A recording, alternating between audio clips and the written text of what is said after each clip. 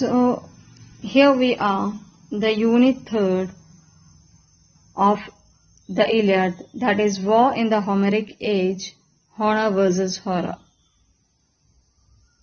In this unit, in the context of the ancient Homeric world, we will look at war in ancient times and how it is different from the present age war. Also, we will discuss the different phases of war, how the team that has won the war is gaining respect and honor, as well as how the both teams are facing the bad consequences of the war.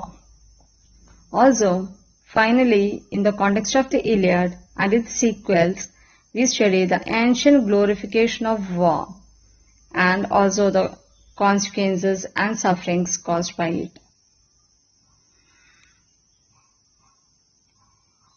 In the Iliad, after the war, there has generated two responses that are quite opposite to each other in nature.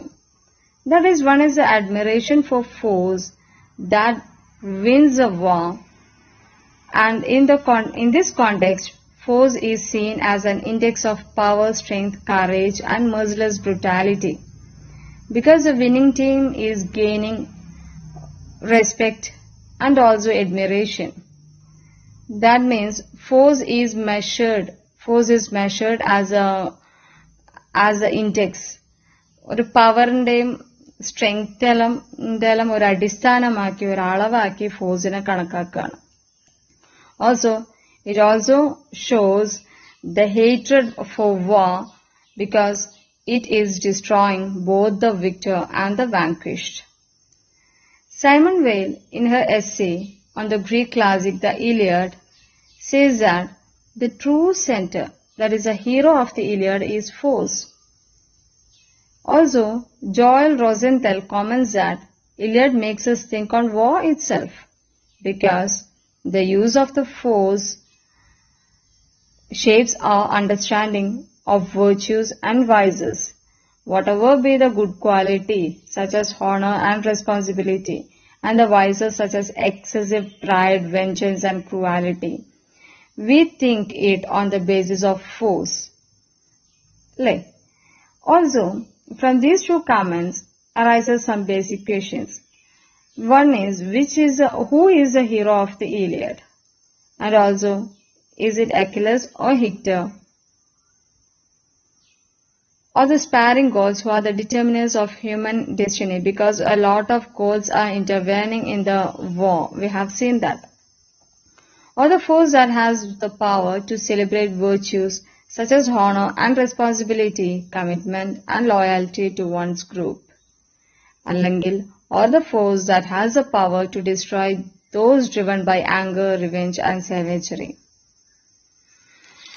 The famous quote by Longfellow says that whom the gods would destroy, they first make them mad. This is actually very much true, because they use men to fight to settle their rivalry. Actually, this poem is about war. In the last century, we had met with two world wars. The wars are fought even today, but with much less openness. It is just opposite from the ancient ones.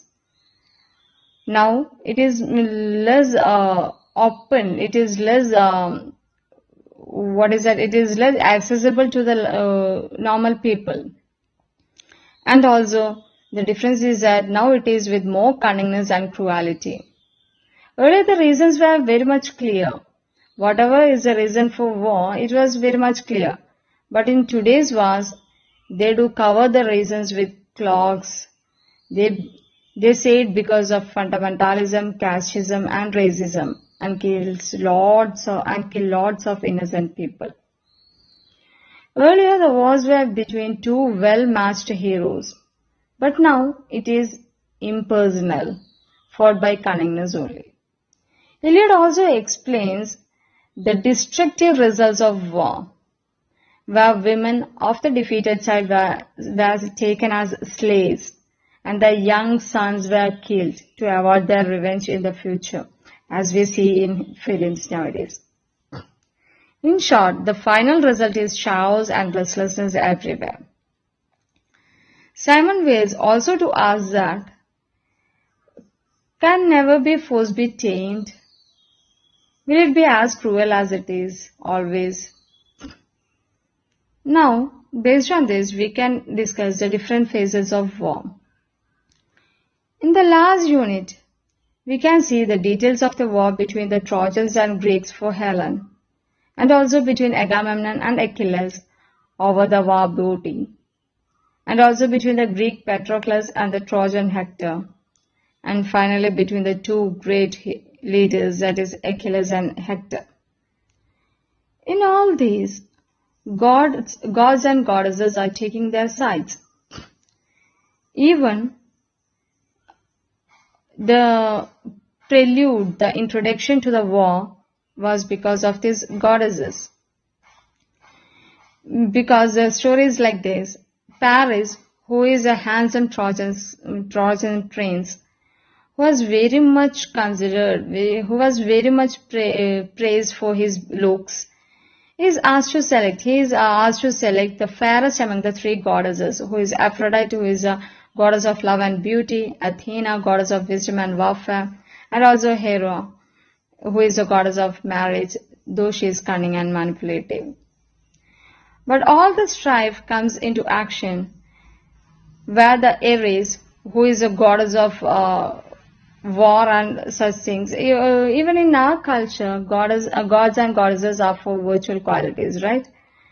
Virtues. They stand for virtues. But in Greek mythology, there are gods for evilness also. So, in the form of Ares, who throws a golden apple to be given to the fairest of the three. This leads to the war, starting of the war. And also, the strife, Kalaham, among the goddesses provokes a war. Also, the strife causes Achilles to withdraw from battle. Also, the strife between various groups and individuals sharpens the action of the poem. But finally, the resolution of the strife causes the ending of the poem. The Iliad, as stated above, deals with all aspects of war. That is, heroic deeds and winning honors. The winning team is given were honored, and their heroic deeds were praised. Also experiencing suffering and pain on both sides. And clash of egos were seen, egos were hurt on both sides. Tragic losses were experienced on both sides. Petroclus was killed here, Hector was killed on the other side. Both teams were suffering many losses. And also catastrophic results after the war, where women of the defeated party were taken as slaves, and their young sons were killed in revenge. And also the futility and pointlessness of the conflicts, and also the total loss of a peaceful world.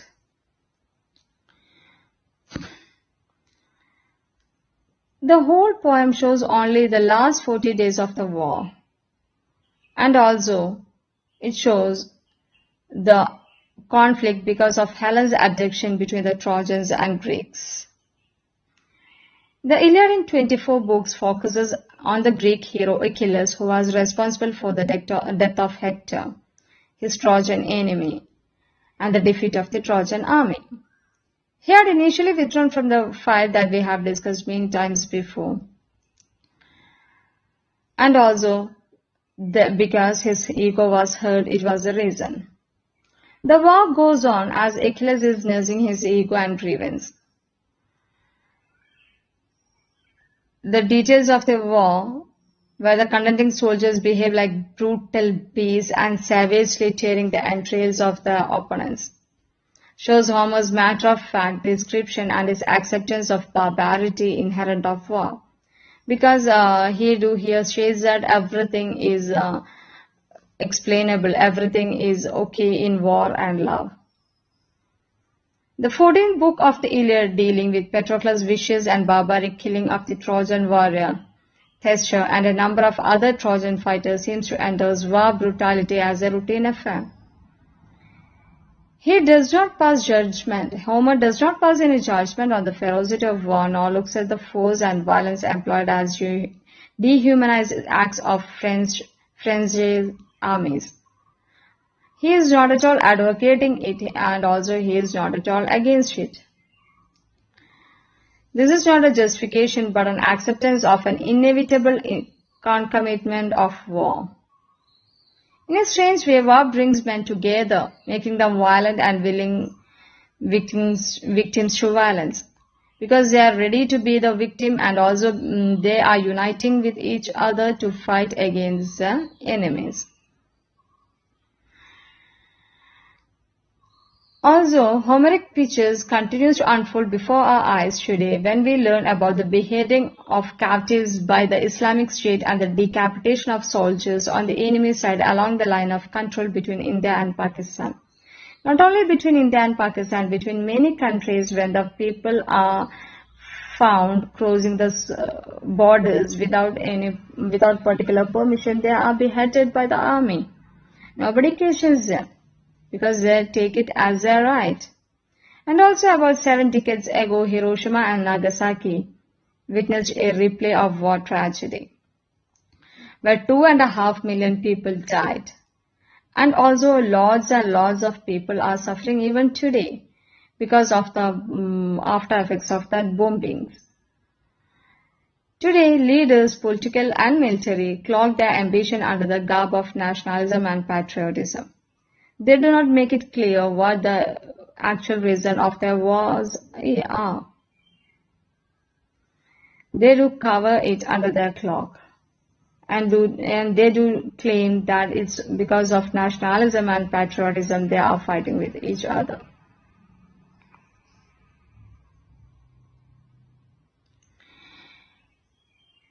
Also, on the pleasure, in the essay on the pleasure of hating, the 19th century English essayist William Hazlitt describes the effects of hatred. He says that hatred makes patriotism an excuse for carrying fire, pestilence, and famine into other lands. It may not be the actual reason, may not be patriotism. It is only hatred for the other. Also, Bernard Knox sums up Homer's realism this way. 3,000 years have not changed the human condition in this respect. We are still lovers and victims of the will to violence, and so long as we are, Homer will be read as its truest interpreter. Because as the people now are very much the lovers of war as in the history, Homer will always be praised. His works always be praised. Homer versus horror. The Iliad and the sequels to the Iliad. We may discuss some sequels to the Iliad. Sequels means the plays that were written as a continuation of this Iliad.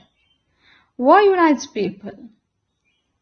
It is a force that absorbs and destroys men and women in its manifest violence.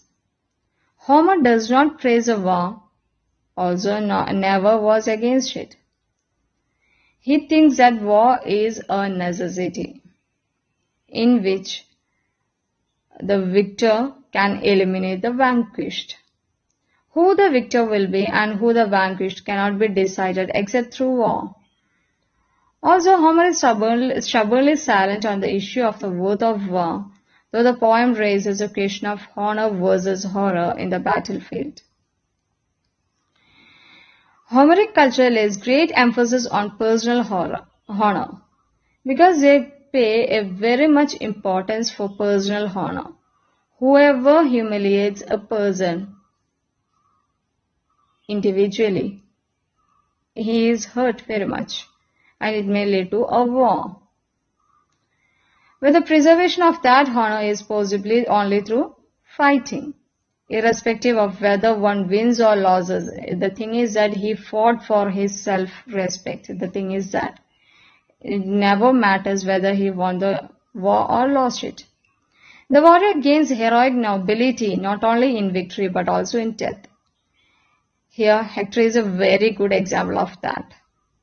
Because he is not at all approving Paris' elopement with Helen, which triggers a war. But his character is very much bound by loyalty and his love for his country and his king, his father. Even after his wife Andromache and his son Astyanax pleading, he is all set into the war because he is very much bound by loyalty to his country. Also, he is very much aware that he keeps himself away from the war, he will be described as a coward. He decides to fight. He prays and wishes that one day his son will be the prince of the Trojans, their biggest fighter, better even than his father. He also says his son would be a joy to his mother's heart. As a series, the later three Greek plays, Agamemnon by Achilles and the Trojan Women and Hecuba by Euripides, and the aftermath of Greek victory where the women of Troy were shipped to Greece as slaves and Astyanax were brutally murdered.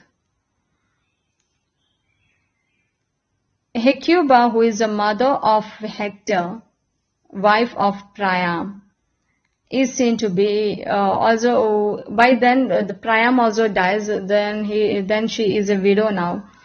She is seen lamenting in the play Hecuba in Euripides' play.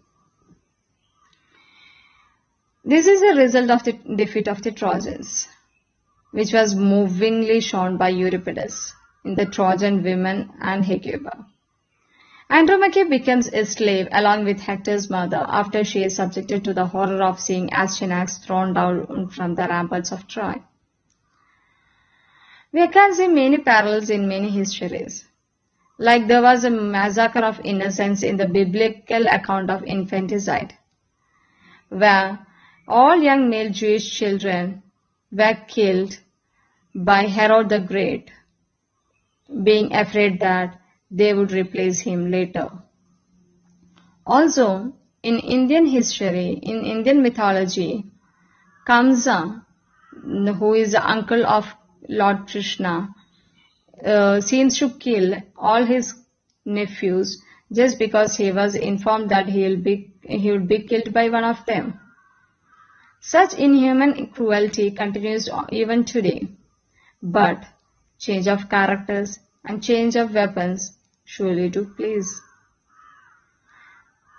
The Iliad presents both the euphoric and tragic results of war and has a lesson for us in the 21st century to be away from the acts of brutality and inhumanity. Maybe it's in disguise of patriotism or nationalism or religious fundamentalism. Achilles refuses to oblige the repeated requests of Agamemnon, Menelaus, and Odysseus to enter the fray, not only on account of hurt ego and anger, but also because he sees the pointlessness of the conflict involving two armies, because he does not find it necessary to enter into the war, because he was not at all hurt personally or damaged his crops or not stolen his cattle and horses by the Trojans. So he decided, not only because his ego was hurt, to be away from the war. In a subtle way, Homer shows how war disturbs the peacetime occupation of men and women who were very much away from the battle scene. The war was fought for restoring Helen to Menelaus,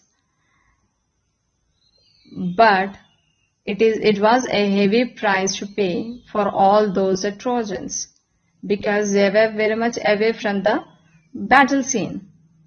More than 5,000 years later, it continues as witnessed in the massacre of 1 million soldiers during First World War and later during the Second World War. Also, after much request, Achilles finally decides to come into the war or send his friend Petroclus into the war. But Hector killed Petroclus. Then only he enters the battlefield. As recorded by Charlotte Higgins, just like as Petroclus' body was, just like Hector's body was carried by Achilles, the US troops were carried by, their bodies were attached to the backs of the cars and dragged through the streets of Fallujah. What happened in the Iliad was well repeated in even this 21st century. Even though we claim that we have moved far away into a more liberal, civilized people. Also, let's go back to our story. We realize that post-war, after war, or during the war, heroes are bound to be martyred, and in Trojan War, Priam begs Achilles for Hector's body. This aspect of Trojan War in the Iliad will be examined next. Then next comes reconciliation. At the end of the poem, Hector's frail and elderly father, Priam, enters the Greek camp and requests Achilles to restore to him his son's body. In an article on an Iliadic war, Maronides writes, Iliad still has much to say about war, even as it is for today, because it brings both the fighters and the destroyer. It was a fighter as well as the destroyer of lives. It tells us about the after-conflict destructions and chaos of the war. And also, it shows the war as a reverser of fortunes. It tells us about the war as an attempt to protect and preserve a treasured way of life. It tells us of the love between soldiers who fight together. Most of all, it tells us about the frightful losses of war. It is the most important point of a soldier losing his closest companion and of a father losing his son. The Iliad was written in the mid-8th century BC about the Trojan War. If one looks at the world literature, it will be seen that the Mahabharata, which nearly ended 100 years earlier. Today, after even 5,000 years after, the repetition of bloody conflicts resulting in huge loss of men and women, civilians and soldiers underscores the truth. The man has not mentally evolved sufficiently to curb his basic animal instinct. He is still as he was. The Iliadic war first shows warriors on either side becoming indistinguishable as they are by turns victors and victims of frenzied fighting. കാരണം ഒരാളുണ്ടാകുമ്പോൾ ഒരു strong leader was there, the other one loses his leader. It was not it does not show a clear picture who is a real victor. But the poignancy hits us when we realize that a life lost is a finality. A life lost is a life lost. It cannot be gained. A Greek or a Trojan or in today's context, an Indian or a Pakistani, a Christian or a Muslim or a Hindu, they become alike and indistinguishable in death, as their blood mingles and flows in streams. After the warriors fight unto the last, the poem describes that one-to-one fight, the single combat between individual heroes, and at the final tally it is discovered that number of Achilles, that is Greeks, shed blood the same as the number of the Trojans. It is impossible to distinguish who won the war actually, because both sides suffered a huge amount of losses. This is best exemplified by the two important killings towards the close, that is the killing of Petroclus by Hector and the slaying of Hector by Achilles. Homer describes Achilles when he learns about Petroclus' death in book 18. Because he is seen very much grieved, he was dusting himself from the dust, from the dirt and dust into his face and his clean dress. Achilles' grief is again turned into wrath and he decides to enter the battlefield to avenge his dear friend's death. Okay, well, also when a young Trojan Lycan pleads him to spare his life, he says that no, you do have to die. These lines are a summation of the ultimate truth which shows that man's equation with fate is like that of a fly who are killed in sport by boys. Also, the gods who intervene and direct the fortunes of men are shown as immortal men, where the men rising to their full might and potential, to their full power to fight for the gods, are said as mortal gods.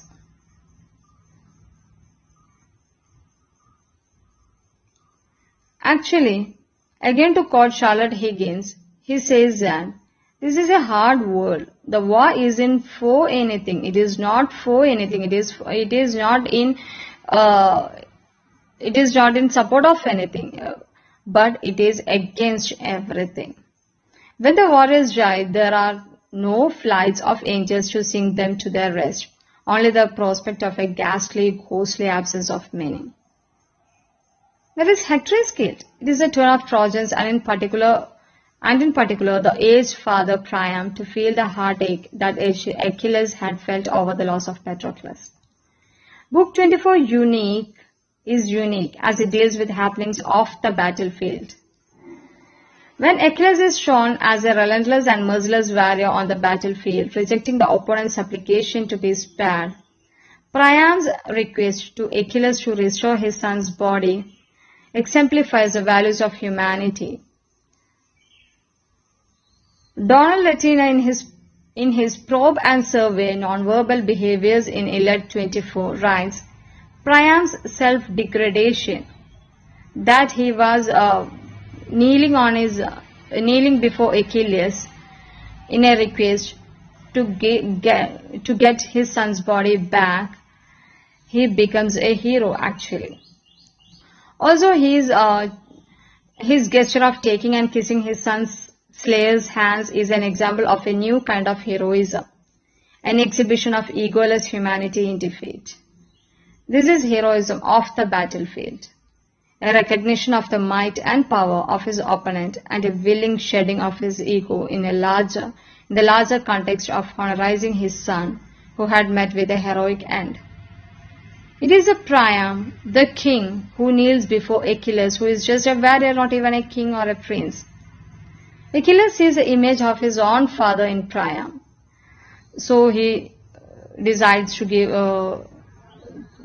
give his son's body back, and also he invites him for food, to have food together.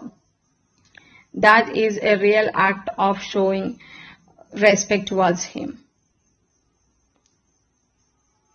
Also, Christopher Locke in the end encapsulates the Homeric essence of war's ultimate balance between the contending foes. Only this much here. Thank you.